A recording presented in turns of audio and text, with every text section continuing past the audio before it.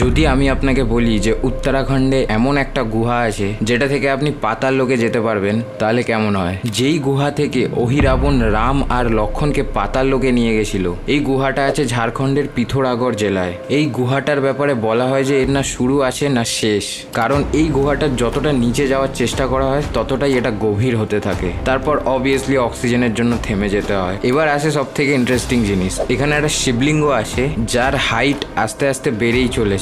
আর বলা হয় যে যখন এটার হাইট গুহার একদম টপকে টাচ করে নেবে তখন প্রলয় এসে যাবে, সবকিছু ধ্বংস হয়ে যাবে। এই শিবলিঙ্গটা কারেন্টলি 1.5 ফিটের, আর গুহার টপ ছুতে খালি 3 ফিট বাকি। এই গুহাটাতে 4টে যুগের স্তম্ভ আছে, আর কলিযুগের স্তম্ভটা সব থেকে উপরে। বলা হয় যে রেগে গিয়ে শিব ঠাকুর গণেশের মাথা কেটে দিয়েছিল, সেই মাথাটাও এখনো এই গুহার মধ্যেই আছে। এই গুহাতে কালী ঠাকুরের জীব, ব্রহ্মার হাঁস, শীষনাগ, হাজার পায়ের হাতি, এদের সবার স্মৃতি